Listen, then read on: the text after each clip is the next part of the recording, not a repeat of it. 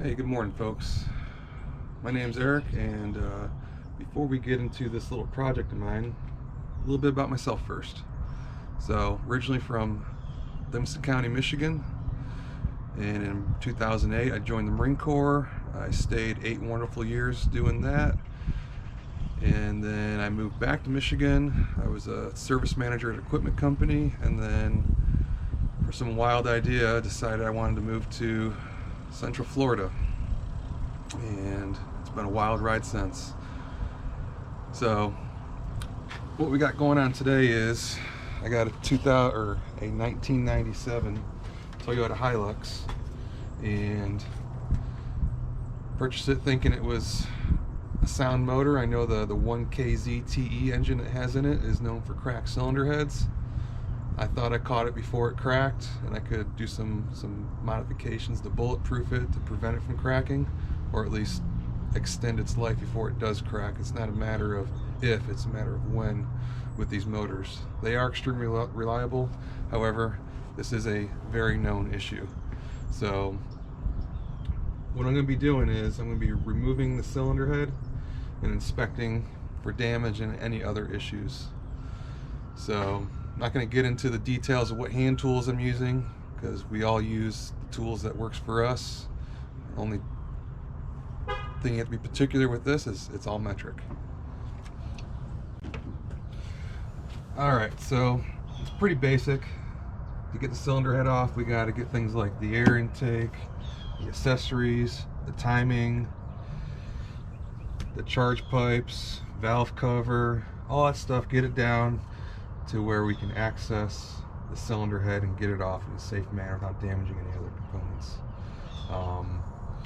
I'm not going to do a step-by-step tutorial of this. It's pretty straightforward.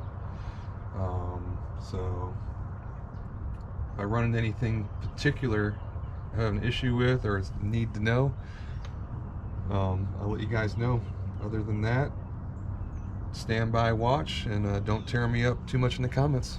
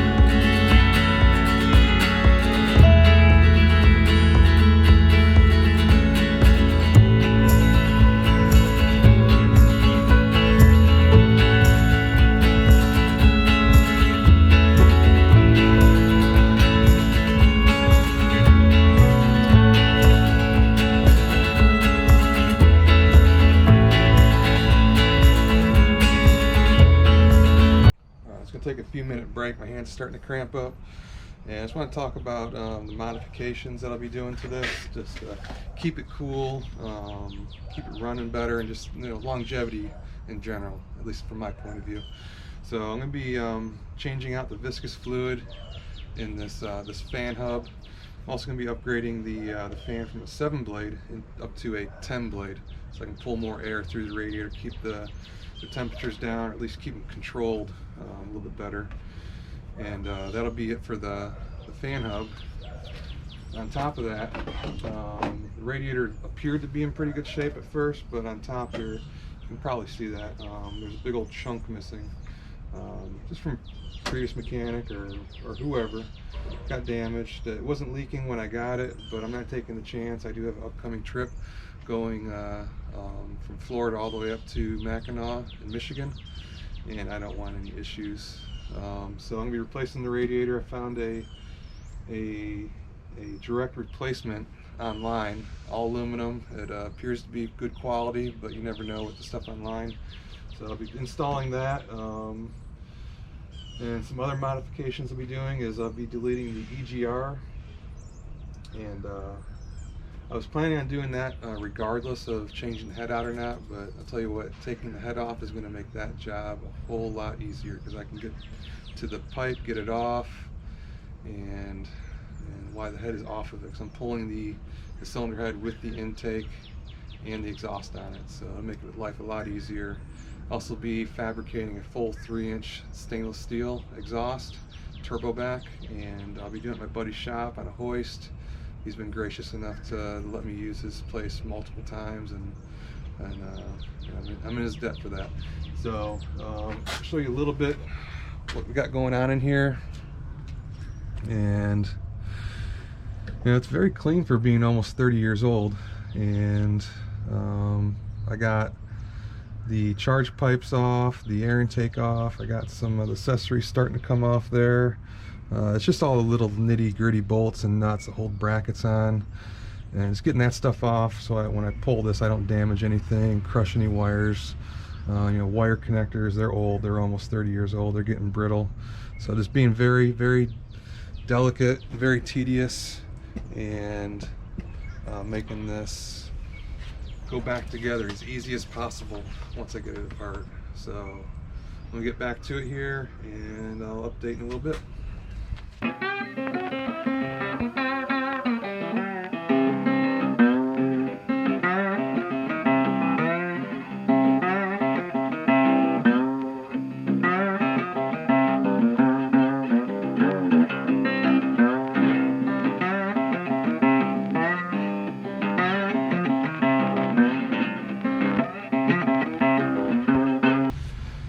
Alright, so I got the timing cover off and ran into what could have been a disastrous potential issue. Is timing belt is loose, and I've never worked on a vehicle where timing belts are loose, and it doesn't seem like the tensioner is tensioning very well. So I'm going to dig into that a little bit more, figure out what is going on, because it seems like it will tighten up, but not enough. Maybe during the shut-off process, because diesels do shut off abruptly, maybe it causes this side to slack a little bit, but I still don't feel comfortable with it, so I'm going to verify and see what's going on with that. So other than that, but I'm getting ready to pull the timing set off to pull the head. But before I do that, I do want to make sure that my timing marks are lined up, both down on the crank and up here on the cam, to make reassembly that much easier. So I'm gonna go ahead and do that, and I'll catch up with you guys next up.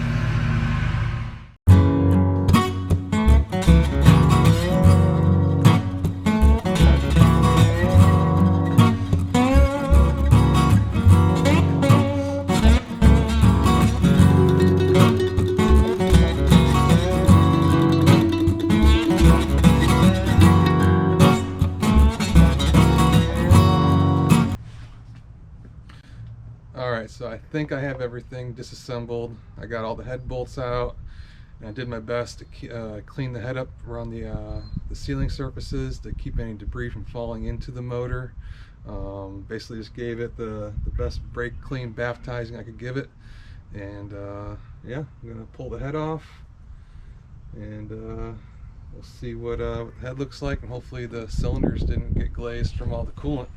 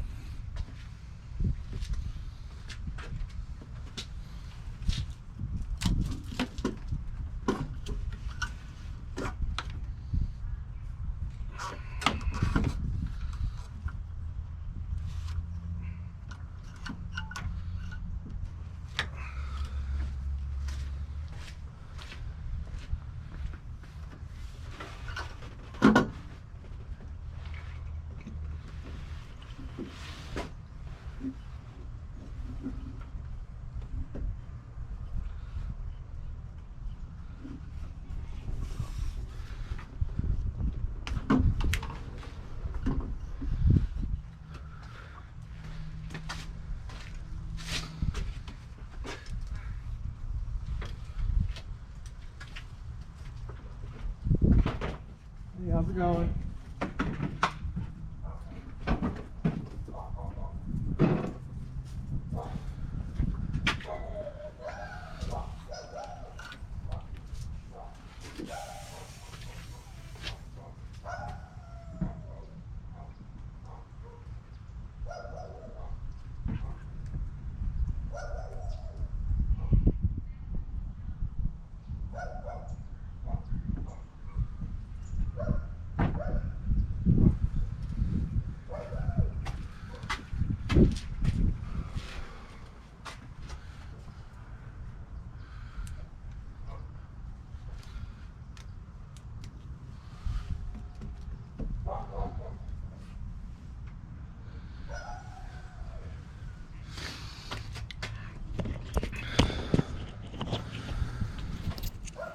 All right, so came off pretty easy.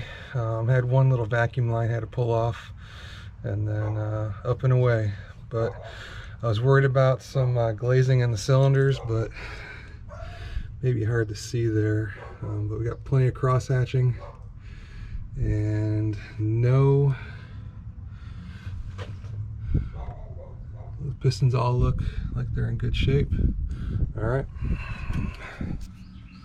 All right, so got the cylinder head off, and I couldn't really see any cracks on the surface of the head, but regardless of that, I'm going to start with pulling the injectors. I don't want to get any more crud down in them that I may have already had, and then I'll pull the intake and the exhaust, and we'll start inspecting. I'm not going to tear it down too far. I do want the other cylinder right here to start swapping studs over and particular items like that. There's a lot of locating dowels located on the front. I just want to make sure those get transferred over appropriately and nothing gets messed up in the transfer over.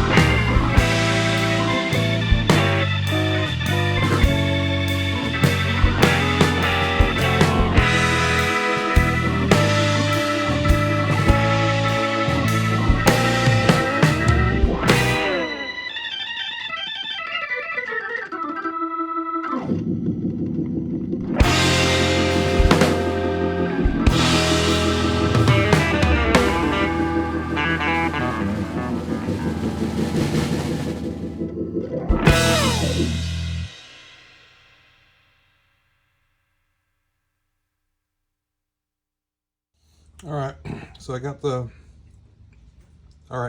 cylinder head cleaned up, and as you can see on the pre-chambers, every single one of them has a crack, or two, or three. And from what I know about this cylinder head is those pre-chambers are press fit into it, and there's a cooling jacket with no cylinder head material in between it, so the cracks go directly to the coolant. So as this vehicle's cooling down, it's probably just pulling coolant into the chambers, into the cylinders. And yeah, I'm surprised I didn't have white smoke on startup or even while I was driving, because just after about 6 hours of driving, my radiator was almost empty. So I think that's going to be it for today. I got some more parts to order, some more money to spend on this thing. But hopefully next week everything comes in and we start reassembling.